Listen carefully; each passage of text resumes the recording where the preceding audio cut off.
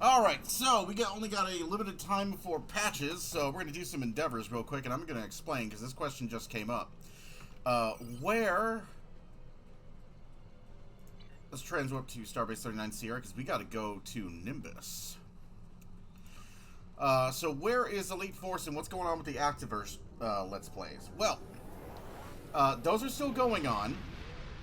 I did change computers, so I do have to get a lot of that running again. If you remember, I had a lot of trouble, especially with titles like Armada, I had a lot of trouble with. And then, of course, it became available through Good Old Games, meaning if I just waited a little while, I probably could have done it without the stress. But hindsight is 2020. So there, especially Armada 2, god damn it. Their version of Armada 2 probably works. But what happened with the Activision Let's Plays, the reason why they went on hiatus was because of Strange New Worlds, and actually made a vlog about this back when it happened, which I'm not gonna like go over everything from that vlog, but I am gonna sort of reiterate some of it. Basically, there was this episode called like the Elysian Kingdom or like whatever. The Enterprise runs into this alien that wants Mbenga's kid. It just wants her, right? He's got this kid suspended in the transporter. She's got this fatal illness, and he's keeping her suspended in the transporter, rematerializing her for like a couple seconds at a time, like a couple minutes at a time, because he's a wildly irresponsible parent and an incompetent physician. An incompetent, unethical physician who doesn't realize that he could put her in stasis and arrest the progress of the illness completely. And he's simply reviving her to spend time with her for his own selfish desire to spend time with her, as opposed to what is better for the patient. So, yeah, Mbenga is incompetent and unethical. And he's keeping her in the transporter, which completely shits all over Scotty's achievement in Relics and Next Generation. So, the kid, this entity runs into the Enterprise and it wants the kid. It just wants her, right? We don't know why it wants her. It just wants his daughter. And it's willing to kill everybody on the ship to get it. Literally, it traps them all in some sort of mental hallucination and forces, and pits them all against each other in some sort of like weird war between kingdoms aboard the ship.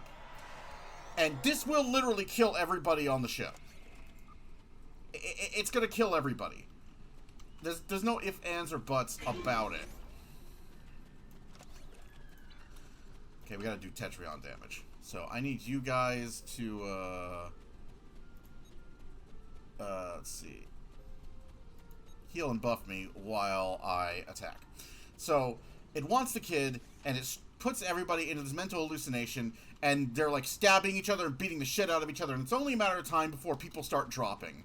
And it's only a matter of time before the ship, which needs people to maintain it and operate it, blows itself up because nobody's doing their job, and nobody knows how to fix the things that get broken by all this fighting. So everybody's gonna die. This alien is completely fine with it, because in the end, it will still get Mbenga's kid. That's all it's fixated on. To the point that it actually forcibly rematerializes her, and abducts her while Mbenga is running around. Now, I want you to bear in mind that this alien has the ability to manipulate people's memories and make them remember or not remember whatever it wants. So it is entirely possible that all of the events of this episode are completely bullshit and just in Mbenga's head to emotionally and mentally justify to him why his daughter is gone, so that he doesn't go looking for her. Alright? Keep that thought in your head. Based on everything we see this alien is capable of, all of this might be complete bullshit. So Mbenga finally confronts her in his quarters, and the alien. He confronts them both. And the alien basically explains to Mbenga, give me your kid and I'll put everything back the way it's supposed to be. And if you don't give me your kid, then I'll just wait until everybody on the ship dies, and then I'll take your kid anyways. So it basically emotionally blackmails Mbenga into giving up his child, by saying that this will be better. And then, and bear in mind, this thing has the ability to make you hallucinate, make you see whatever it wants, has the ability to make you remember whatever it wants, or not remember. It, like, conjures this image of Mbenga's daughter as an adult after Mbenga gets emotionally blackmailed into giving her to this stranger that took her without his permission and has been spending time with her alone in his bedroom the entire time he's been running around on the ship. Okay, that's literally what's been going on. So, like, and this adult vision of her says, "It's okay, Dad. I'm okay. I'm with this entity. Like, she's my girlfriend now, because of course it is. You know, she refers to the entity as a she, and she refers to the entity as like something like intimate to her, right? Like an intimate partner, essentially." I don't know why you're red, but okay. Like that is directly how she refers. So this being is portraying itself, like, whether or not this is real, whether or not this is a fabrication, this being is being portrayed as something intimate to his daughter after abducting his daughter and basically giving him an ultimatum: give me your daughter, I'll kill everybody on your ship. And this is treated like a happy ending. This is treated like something good, something positive. This thing took his daughter from him. Spent, like, the entire time while he is running around the ship frantic to find her, having quote-unquote fun with her, fun and games in his quarters, basically his bedroom. And then he blackmailed Mbenga into giving up his daughter to him. Just give your daughter to the stranger. It's better that way. And everybody will, and the stranger that you're giving up your daughter to will let everybody live. It's gross. It's disgusting. And like, of course, nobody remembers any of this at the end, and this is why I say it's entirely possible that all of this is bullshit. All of this only exists in Mbenga's head to justify emotionally to a man that is deeply unethical in the way he's treating his patient, why his daughter is missing.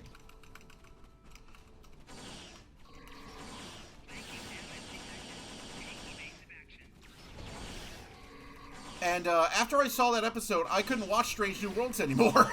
I couldn't watch this episode. Like, that's like, this is not the first time this thing has come up in Star Trek. This is not the first alien entity that has wanted the children of the crew members. This goes back, like, to TOS with, and the children shall lead with the Gideon, or whatever the hell he was called. The Gorgon.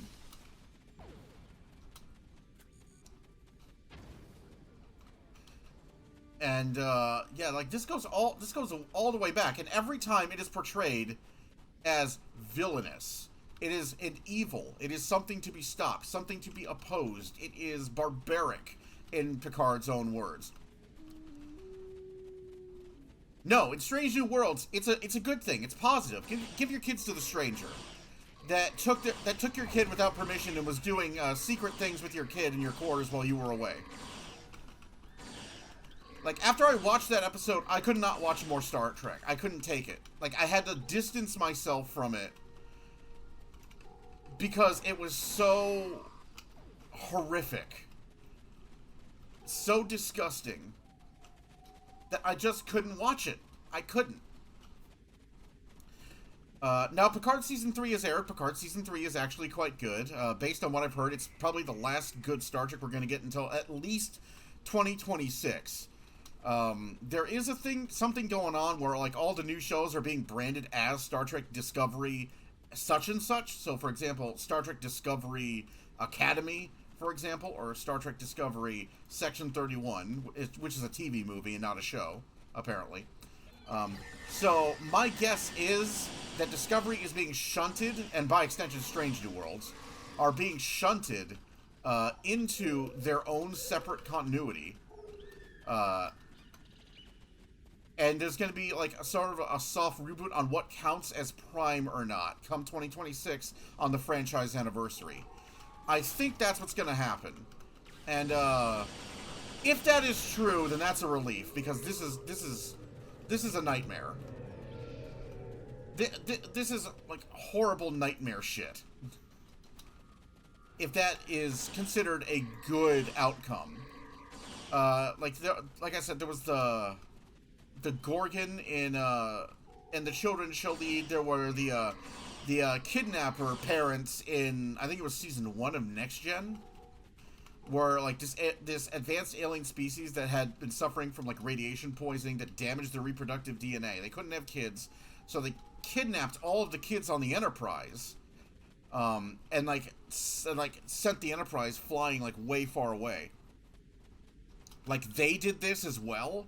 There was another alien that was pretending to be some kid's imaginary friend on Voyager. Not on Voyager, on Next Gen, but I think this also happened on Voyager, both with Naomi Wildman and with the Borg kids as well, because there was a bunch of Borg kids that they kind of had living on board for a while.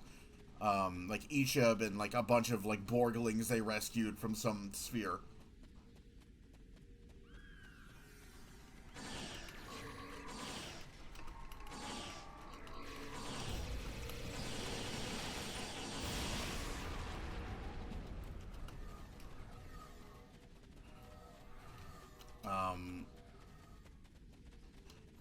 But yeah, that's what happened. Like, at that point, that was around that time when I was in the middle of Elite Force 2, and I couldn't do it. I couldn't look...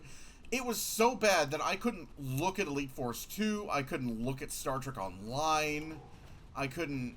I just couldn't. Man. Right? It was awful. About the only thing that I could do was run my Star Trek Adventures game, pretty much, and even then... That was mostly just because, like, I had an obligation to do so to my players. But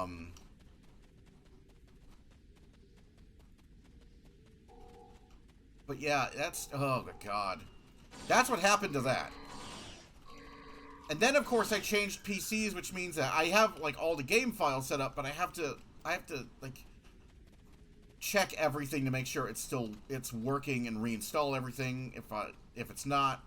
So there's a lot of spit and polish that I have to do all over again to get that working. I do still have all the saves though for Elite Force 2, or at least I should. So it's not like we're going to be losing progress or anything. I just have to like get everything working the way I had it before. I could buy it from GOG and that would probably save me time, but again, I already have it, so yeah. Like, I might get the GOG version at some point, just to save myself time in the future. But, okay, that's the Gorn done. Just to save myself the time in the future, but, now I gotta blow up Borg ships, which, is always fun.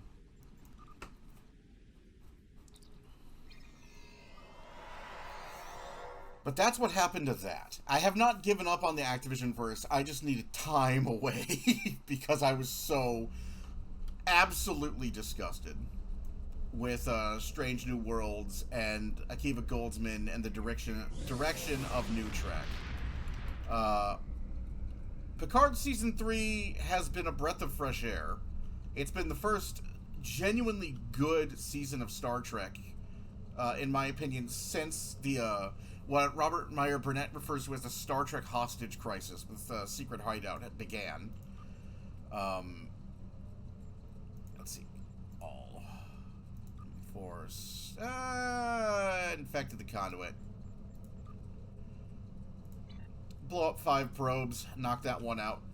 Nice and quick and easy. But that's what's going on with that. I was completely disgusted with it.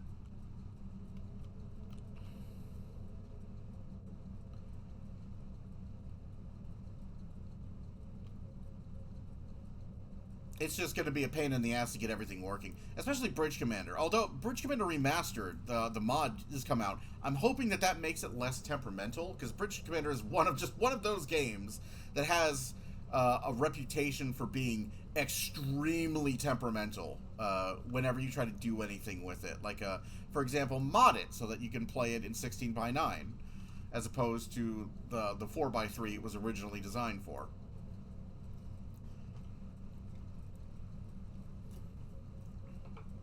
I am debating how many mods I want to stack on Bridge Commander when I play it, because on the one hand, I can make it look a lot more pretty. On the other hand, it's not really the intended experience. So I might do a vanilla. It might be a much more vanilla run of Bridge Commander than it is for say Elite Force 2, where I'm using reshade and like widescreen mods and like all that. I have been debating, and I want to hear this from you guys when I get back to Elite Force 2. There is a mod that adds the compression rifle into your standard loadout. The compression rifle is basically Excalibur whenever we get it. Like the old, I'm talking about like the big Type 3 phaser rifle from like First Contact and Voyager and such. It was your go-to gun in Elite Force 3. And in Elite Force 2, it's replaced by this.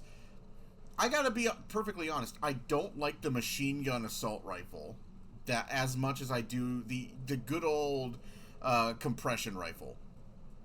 The compression rifle just feels so much better to use. It's so much more precise. It does more damage.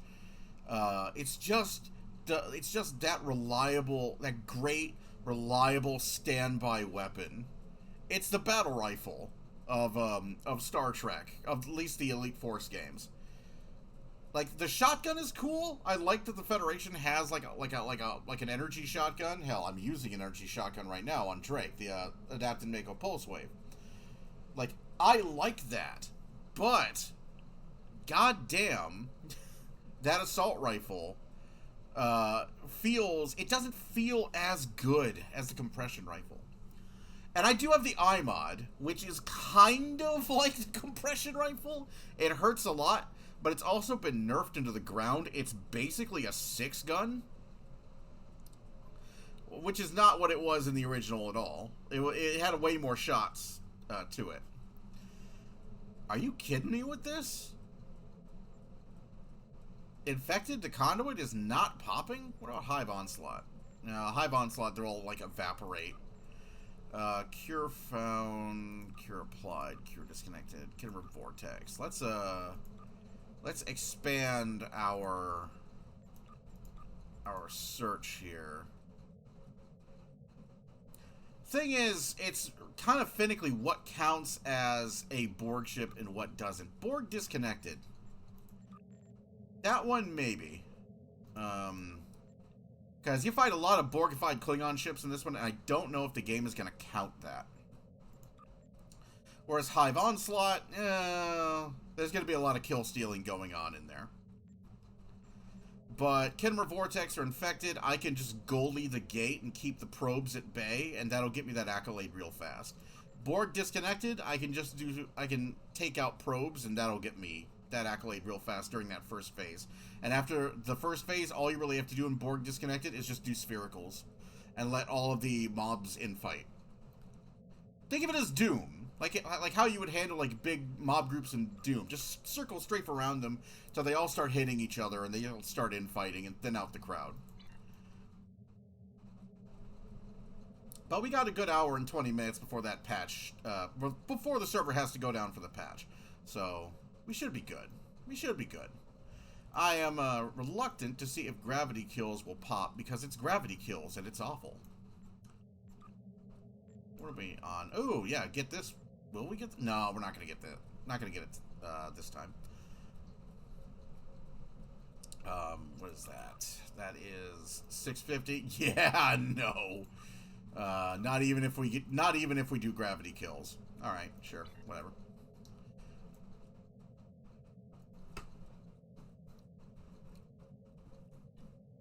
But Elite Force 2 is something that I keep going back to over and over. Hey, there it is. It is something that I've been thinking about. Going back to, like, I gotta go back and finish, like, Elite Force 2, because I want to get to Bridge Commander, and I want to get back to Starfleet Command 3. Because I want to play the shit out of Starfleet Command 3. But I don't want to have to go through all the trouble of modding it and then unmodding it. I might just do a modded playthrough. Like, I might just mod the shit out of it and do a modded playthrough of Starfleet Command 3.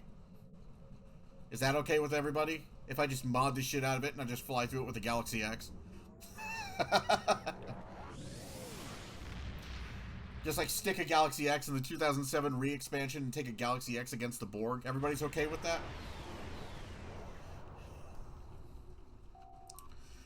Admiral Dovak. You can destroy it by shooting the hell out of it.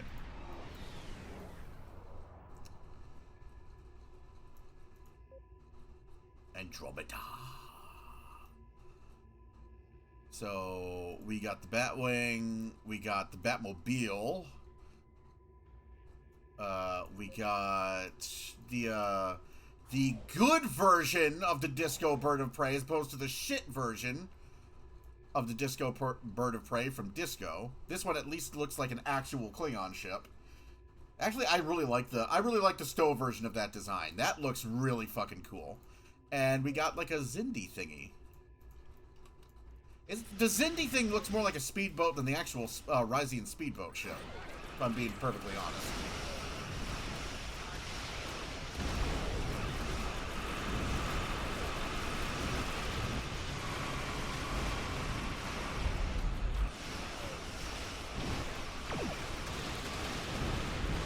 Anti-matter spread doesn't work on you, but I'm going to do it anyway, so ha.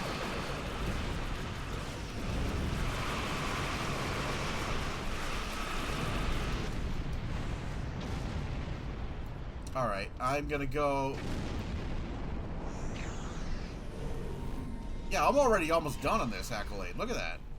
Endeavor! I keep calling them accolades! God damn it! Hi. Fuck off. Are you alive? You're alive! Holy shit! Alright. That'll do ya. I can't lock onto him.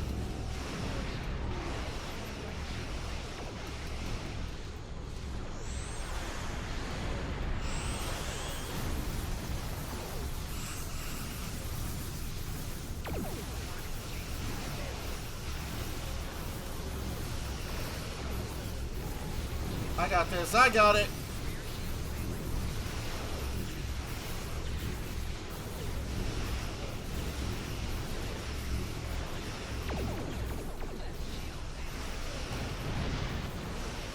Oh, shit.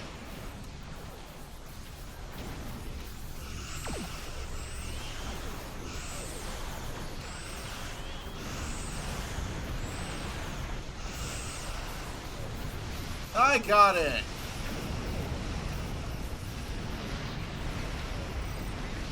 Woo!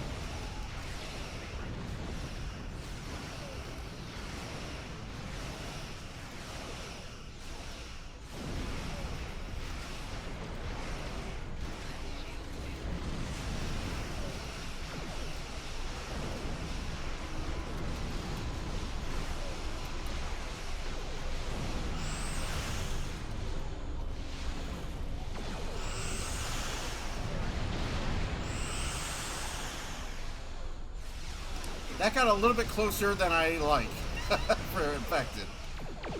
That's what happens when you're busy talking and not paying attention.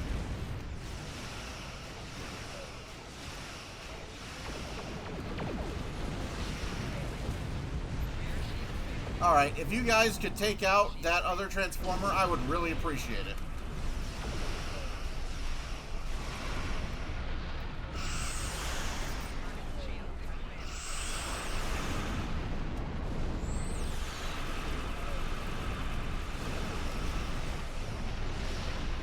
Really should have saved the dragon's breath for when they all spawned on top of me like that, but I didn't, and I paid for it. But I still stopped them.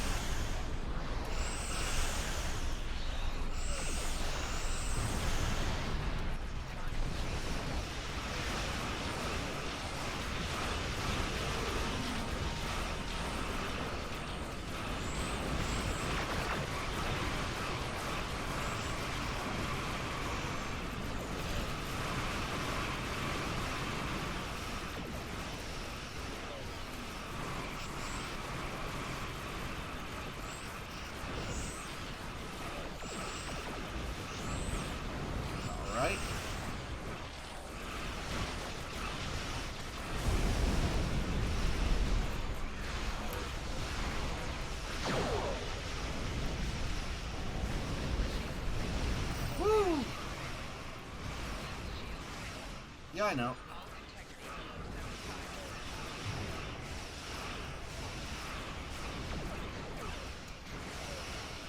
All the heals.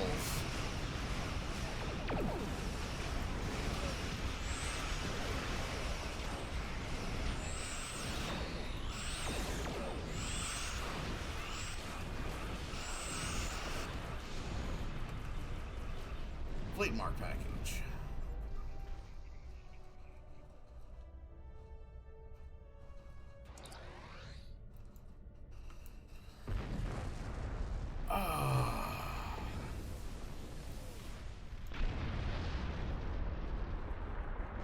Good shit. End depart.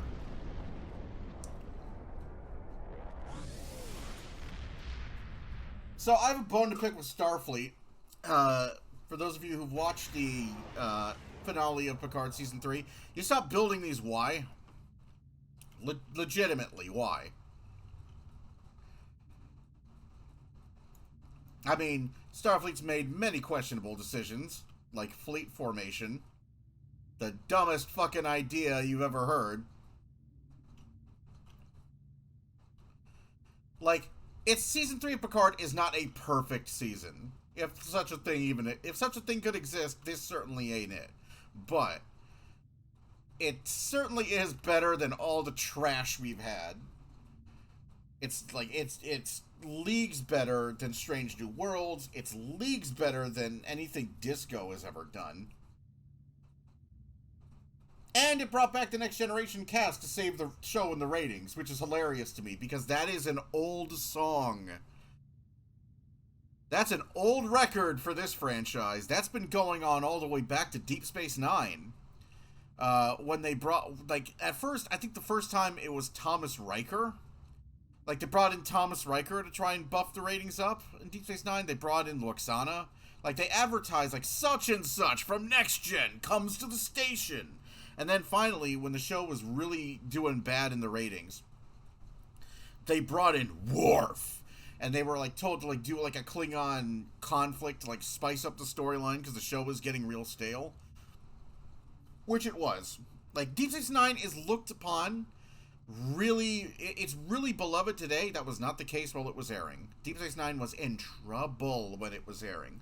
The same goes for Voyager, where Voyager was having all kinds of problems. It was under threat of cancellation in Season 3, and that's when they brought the Borg back. It was after First Contact had aired, so the iron was hot to bring the Borg back to save Voyager in the ratings and introduce Jerry Ryan as Seven of Nine, who, yes, was one of the best characters on that show, but only because she got all the stories after that. Like, Seven of Nine was so... I liked, and this is from somebody who liked Seven of Nine and the Doctor. Both of those characters were so overused in Voyager that it pushed other characters like Harry Kim, Chakotay, even Tuvok to the side, because so many plots focused on these characters. At least they didn't all focus on Neelix, but still. So, like all the way back to Deep Space Nine, they were, like, bringing in... And Voyager didn't stop at the Borg. They also brought in Barclay and Deanna Troi from Next Gen as well. They had them pop up, like at least a couple times per season to drive up the ratings as well. So this is a phenomenon that has been going on all the way back to the 90s, where Next Generation cast members or villains or story elements of the Next Generation are brought onto a show that is flagging in the ratings to boost those ratings back up. That is because Star Trek The Next Generation is the only successful Star Trek show that has ever basically been aired. Now, before you start typing, what I mean by that is Star Trek The Next Generation is the only successful one, not the only popular one. You might really like Deep Space Nine or Voyager. I really like Deep Space Nine. But Deep Space Nine was popular, but it was not successful. Basically, from Next Generation onto Enterprise, the entire Star Trek franchise was coasting on the marketing juggernaut that was created and generated by Star Trek The Next Generation. This goes across everything. Across all the books, all the ships you see in Deep Space Nine throughout the Dominion War, made for a Star Trek The Next Generation movie. Like, made for First Contact. The Akira, the Steamrunner, all of that. The Defiant herself, made to fight an enemy introduced in The Next Generation. The setting of Deep Space Nine, the Cardassian Station, is a follow-up to a plot line from The Next Generation. It's all... It is the core, the center of the old Star Trek marketing juggernaut. So it makes a lot of sense that, and it's true to the past, that bringing back the Next Generation for a season of Star Trek in 2023 does crazy in the ratings because the Next Generation worked. The Next Generation was lightning in a bottle. It was a show created by extremely creative people who had sat down. This was really the first time they really just sat down to hammer out how this setting works. They did that because it was supposed to be a reboot, but that got nixed. Gene Roddenberry wanted Next Generation to be a complete reboot, but instead they just said, let's put it in the future and let's make it a sequel. So he got voted down, and that was a good thing.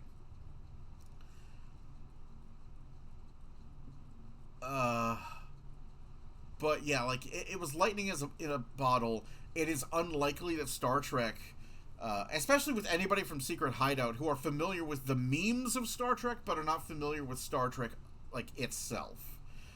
Most of these people writing for Star Trek Discovery or such was their first gig outside of writing for Gilmore Girls or what have you. Writing for the CW. The CW, which was sold for $0.00. A reminder that a network is only as valuable as its programming. And these people were writing for that programming. So, with the current crop of people, with Terry, it's possible. Terry Matalas gets it. He got his start working in that era of Star Trek. So, it is possible, though unlikely, that Terry Matalas could create something with the kind of mass market appeal that the Next Generation had to revive that juggernaut for the modern age. I would like to see him try. I would give him the old college try. This season was good. I would watch. I would be interested in seeing where he goes from here. I would be interested in seeing where he takes this. Where the Star Trek franchise goes with him as the franchise czar. I don't like the way they really just sort of throw out all this stuff, references to STO that I think are just a decade too early for them to even be around, like the Odyssey, for example. The Odyssey was established as being in service in the 2380s in a tie-in comic to season 1 of Picard. We could have just ignored that. We could have just ignored it. Nothing would have been lost. Nothing of value would have been lost. But I would like to see him try. I don't think that it'll happen that way. But, it would be interesting to see if it does. It sure as hell is not going to happen with Kurtzman and Goldsman at the helm. If anything, Matalas helming Picard has proven that they just do not cut it. Because of how crazy successful and universally among a incredibly divided fan base. There are some holdouts out there. It's not totally, completely super accepted, among people. There are some people who don't like it, and there are some valid criticisms of this season that they do have.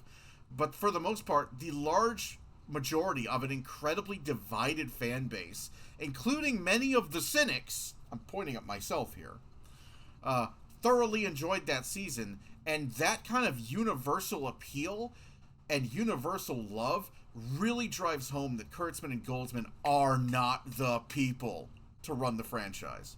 They're just not. Like that, like they have not achieved anything close to that. Strange New Worlds is the one that has come the closest by at least trying to be Star Trek, at least trying to be an anthology show about diplomacy and exploration or whatnot. But it's just, well, I've made my thoughts about it clear earlier in this very video, in fact. So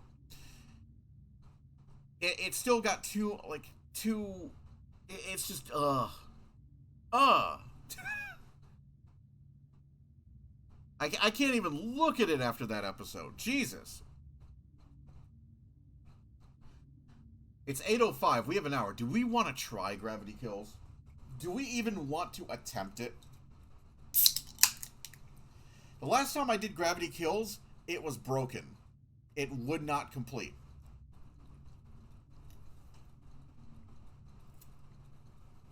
So I'll tell you what. We're going to skip that one for now, and we're just going to go do our model rocket launch for today. How's that?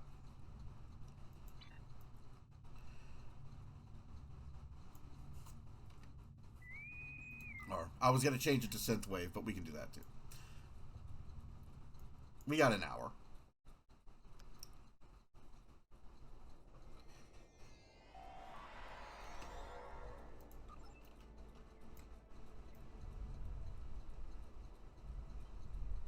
So yeah, I don't know if that's the case. If they're going back to what I was talking about before, I don't know if that's what that rebrand, if that is true, and I stress if that is true, that's really the only reason I could think why they would want to rebrand, because they have invested so much money in making Discovery the flagship of Star Trek over at Secret Hideout, and by extension CBS. They have spent so much money trying to make it the flagship show, the flagship era, the Star Trek of modern day, that if they're like branding everything specifically as Star Trek Discovery Academy, for example, that tells me that they are looking to sequester it off. They're not looking to discontinue it, which I think is the right decision.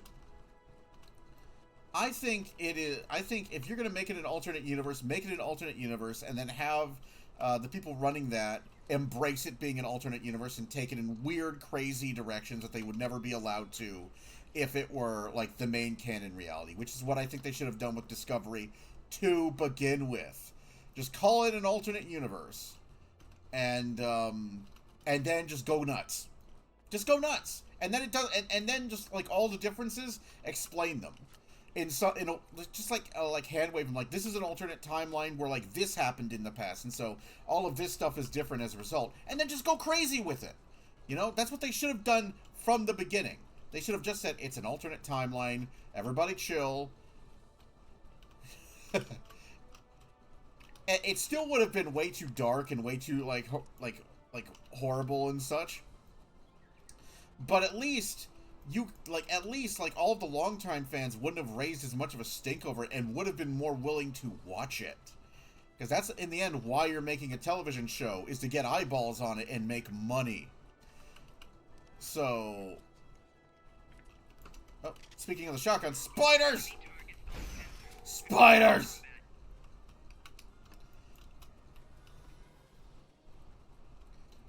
So, if that is the case, then bravo. You should have done this to begin with, but good job on you for doing that. Because now you can just go nuts. Just go nuts.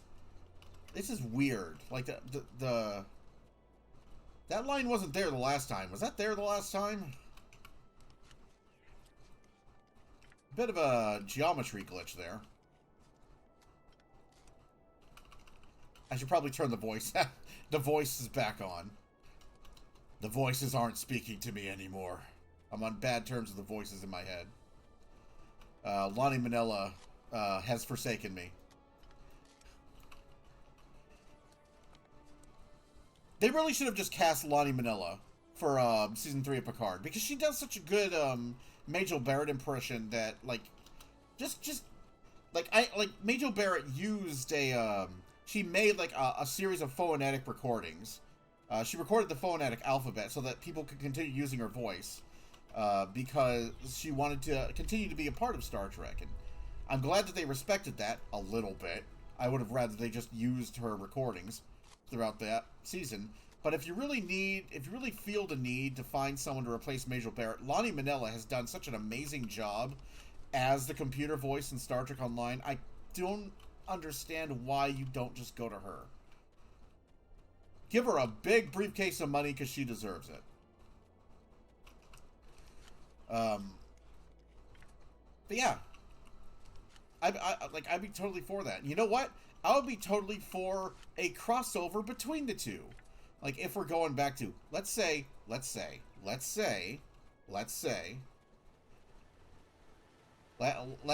dream some impossible dreams here.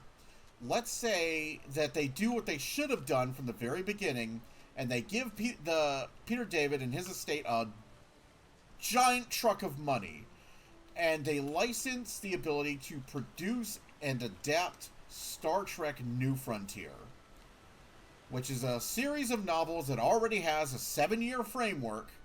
It crosses over with all kinds of TNG and Deep Space Nine alums, so you have an opportunity to recast them for a new generation, which is what you should have done. James McAvoy's still waiting by the phone to play Jean-Luc Picard. He's said in the past that he wants to. For those of you who've never seen the X-Men movies, James McAvoy played Professor Xavier, so he's already taken over from Patrick Stewart in the past. And he said he wants to play Picard. And I think, and he could do it. He's one of those actors that he could absolutely do it. I don't think I'm going to find something in time. No, let's head back.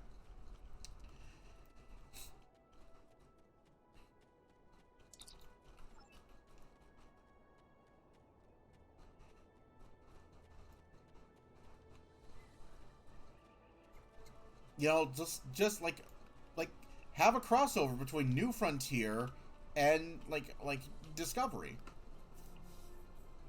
Like the TNG era of Discovery would be so monstrously different from the TNG era we're familiar with. Go crazy with it. Lose your minds. Make up some completely batshit weird version of the TNG era. Like, if that's what you should have done. That's what the Kelvinverse should have done. Instead of what Bob Orkey was doing in the comics, trying to turn it into, like, TNG and Deep Space Nine. You can't have TNG and Deep Space Nine. You got rid of them when you reset everything. But you shouldn't need TNG and Deep Space Nine. Like, go crazy with it. This is your universe. Go nuts. Change the timeline. Maybe the Riemann, maybe there's a Romulan-Riemann civil war or something like that. And, like Romulus is a democracy by the 24th century. Who the fuck knows? Like, go crazy.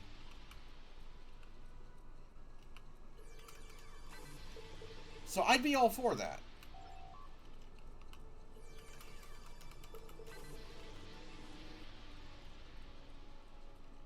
And here comes the music. I got to mute this now.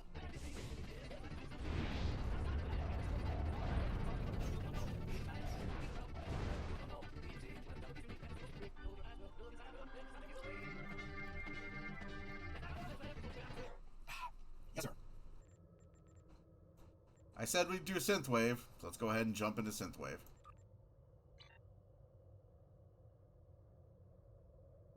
Also, a missed opportunity. I didn't see any dreadnoughts in Picard Season 3. I didn't see a single Galaxy or Andromeda dreadnought. What's going on, Terry? You could have had the Ross dreadnought, but then again, that would require you to remember the Rosses' nacelles.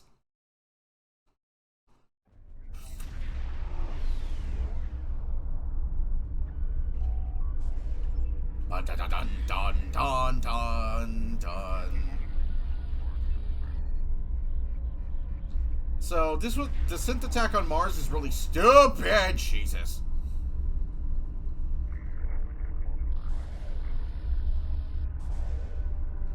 And I'm glad that Star Trek Online basically ignores it. Although I do like the way this TFO is designed, and I would love it as a world map of sorts for like a featured episode series set on a, like, you're sent to provide aid to a specific planet, and like you like, let's say you have a whole storyline revolving around one planet, and so your ship is assigned to like work with this planet, and you end up like having to like solve this mystery or whatnot, so you like have your ship traveling through like a world map of this planet that's like abstracted like this is. That could be really cool. Or this could be a map that you use shuttlecraft on, right? Because it's all like abstracted and whatnot. So this is your world map. Uh-oh. So yeah, I've got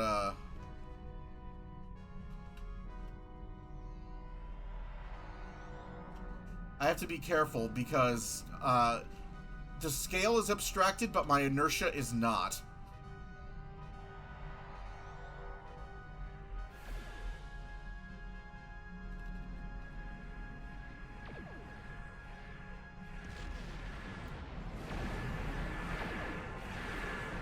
Alright. I'll save you!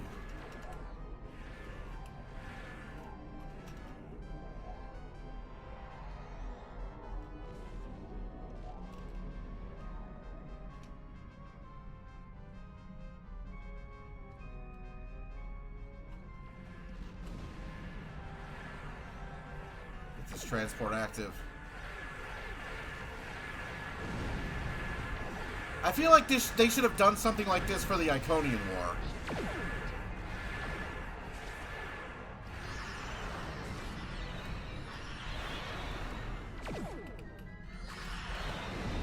Yep, get onto that nebula.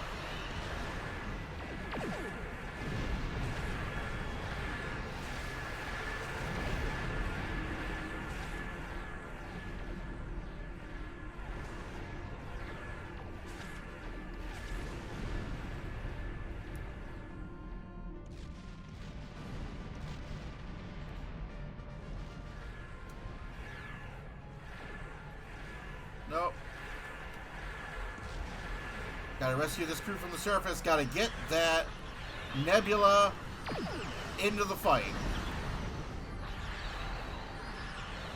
Okay, that's a frigate. I ain't looking for no frigates. I'm looking for that nebula, son. Or command battle cruiser. Okay, sure.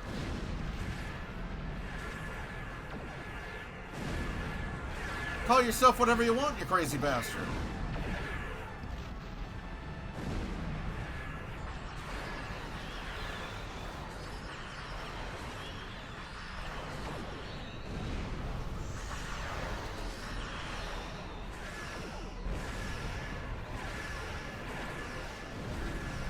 Alright. I'm gonna head to this frigate. Get this frigate into the fight.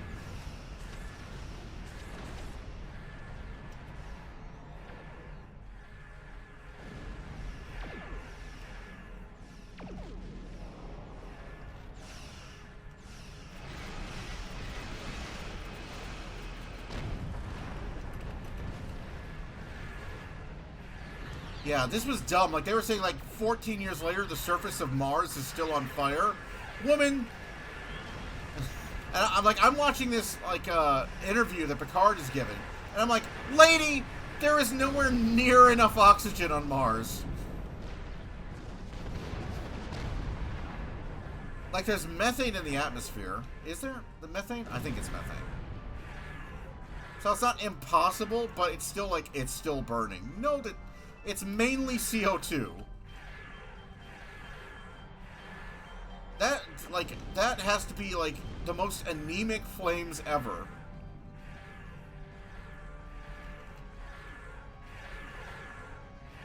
I don't think it's methane. Methane's Titan. That's Titan's thing. I think, Mars' atmosphere is mainly CO2.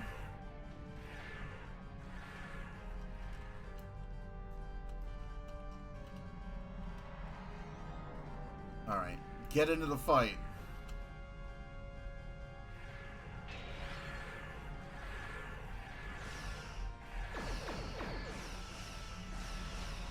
Alright.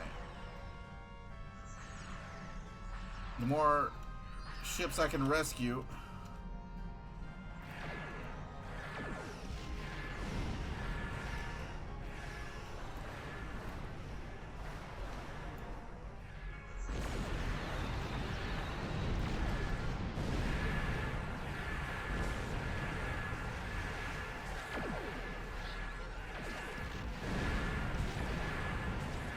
Come on, come on. 7, 6, 5, 4, 3, 2.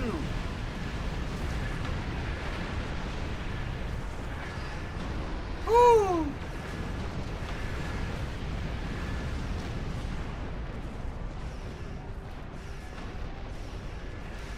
Nice! Alright.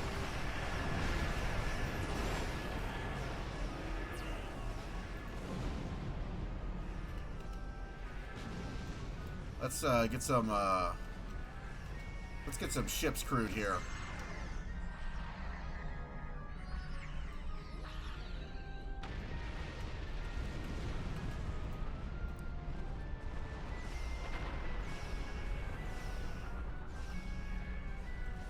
We got a lot of transports to get active. There's a Galaxy Dreadnought right there. Yeah, you had the opportunity to canonize that, Metallus, and you didn't. And I'm sore at you for it. Because that was an alternate future that we saw the Galaxy Dreadnought in. So it's like, okay, but does it exist? Is it canon, really? I mean, it could exist. But does it? There it is. And it is also a command battlecruiser. So is that a Nebula Dreadnought? Good lord, what would that look like?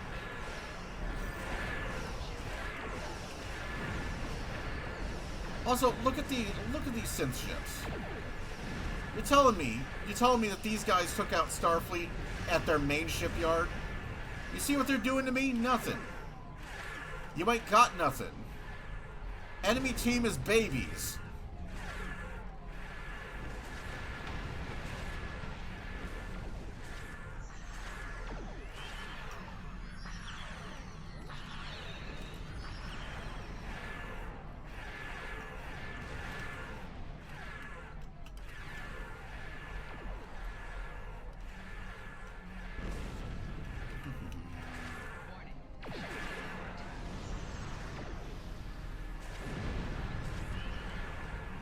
Also, the synth ships look evil. Like, they don't even look like something that would be standard issue, like runabouts, for example. If it was just like this horde of runabouts, like, that would have been better. But they look evil. So it's like, who in their right mind would build a fleet of death black ships? Ooh, get the Akira, yeah. Let's get that Akira in the fight. So I have yet another. So Dave Blass, the ship guy for season 3 of Picard, really stepped in it on Twitter because he posted this picture of the Akira being 200 meters long, which is so ridiculously tiny. It's about he made it about the same size on his chart as the friggin' Enterprise from Enterprise, as the NX-01. And everybody was like, excuse me, no. And just like posting just the sheer huge amount of contradictory canon evidence that that ship is enormous. Like 400 meters. Like, in terms of Star Trek, because of the scales of some of the ships involved, you may not think that that's big. That's big. 400 meters is huge. It has to be that big because it's Starfleet's bloody carrier. That was the whole reason it was designed the way it was. That was how Alex Yeager envisioned it, and it was Alex Yeager. One of my players corrected me. I thought it was John Eves who designed it. It was not. It was Alex Yeager.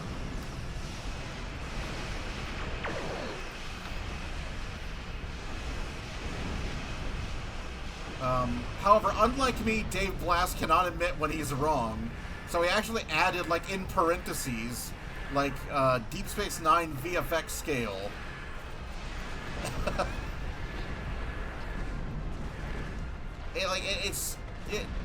It was just funny. It's funny.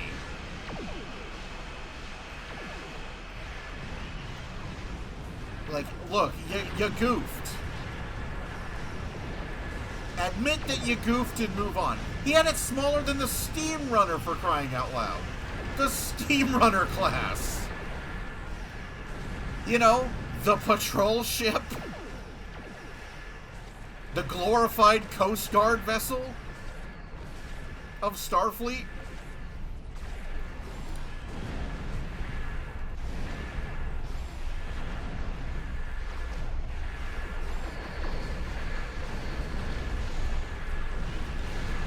Beam crew to station.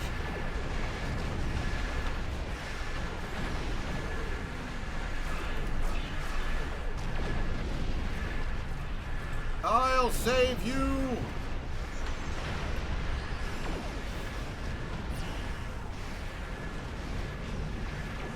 No, we only managed... Oh, someone got that. Nice.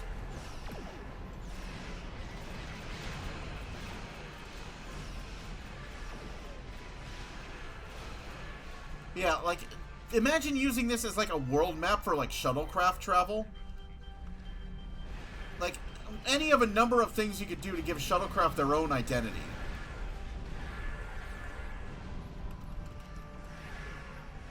Oh. I want to get that. Somebody already got it. Somebody already got it! That was my Akira!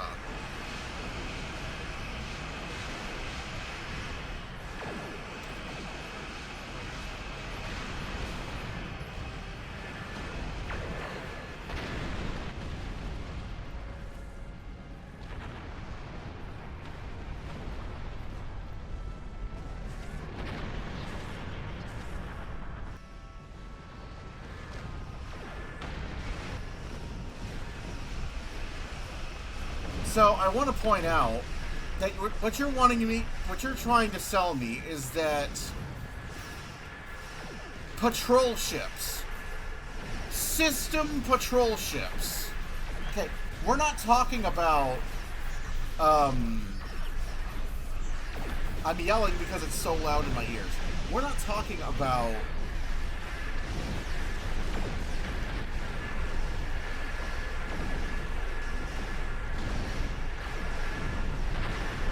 I can't beam these people off my ship.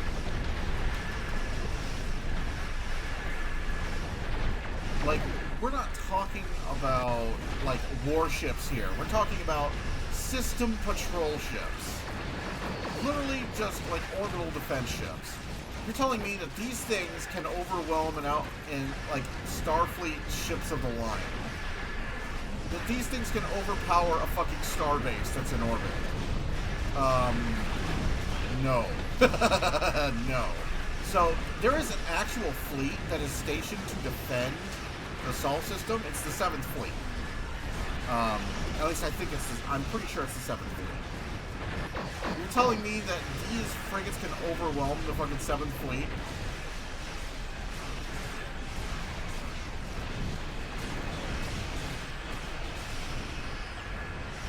Like, as a fleet that is probably full of Akira-class starships and dreadnoughts? Yeah, no. I'm sorry. This whole thing was dumb.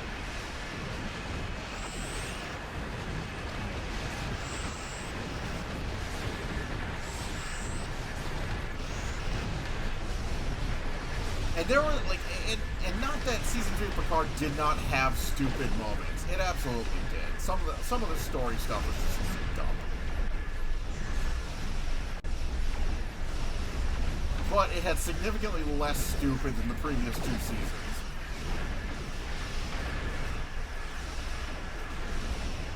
And another thing, look, I think this is something that we're all, regardless of your opinion on New Trek, I think this is something we could all get behind.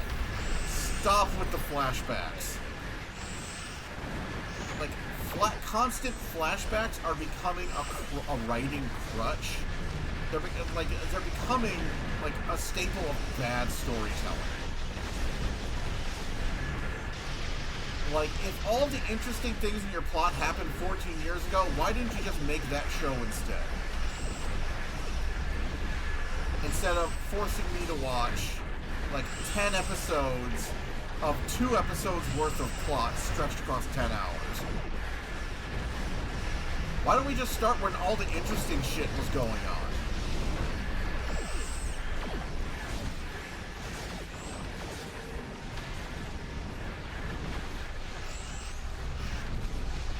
And I know a lot of that was Patrick Stewart's fault, because Patrick Stewart is a terrible idea person. He's an amazing actor. Bad idea guy.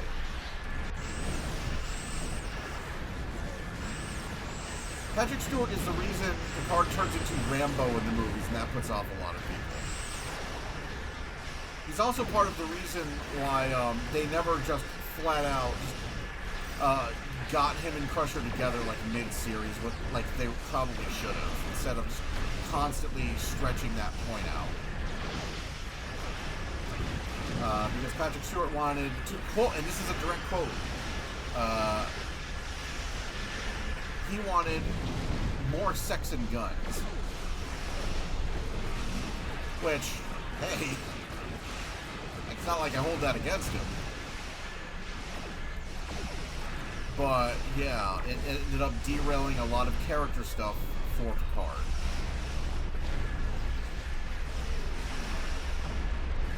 And he also wanted no Starfleet uniforms, no Federation starships, no Starfleet stuff, pretty much at all for Picard. And as we've seen from the first 2 seasons, compared to the third, that was a mistake.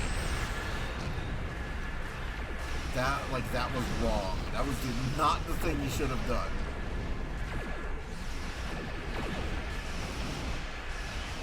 Like, look, the numbers don't lie.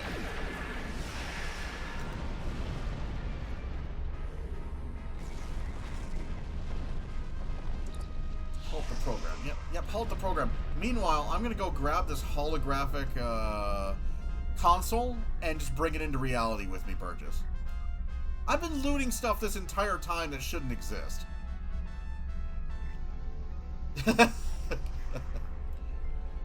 How does that work? Explain that to me. Begin writing that fan fiction.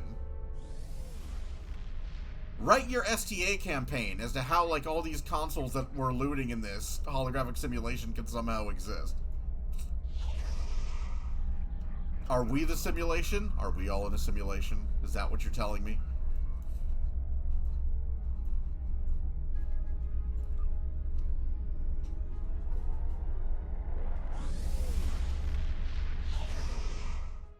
Alright, it's about 30 minutes until the server goes down. I just got these people on my ship forever now. That might actually be an interesting... I wonder. A holographic simulation. So photonics are a thing in Star Trek, and a holographic simulation that is enduring an end-of-the-world scenario. Refugees from a photonic civilization. That's an interesting idea, actually. You know what? I might play with that in my campaign. I might actually write that fan fiction. I might actually, like, play with that for my campaign, because that sounds like a cool plot. I could do some cool stuff with that. Yeah! I'm totally gonna do that.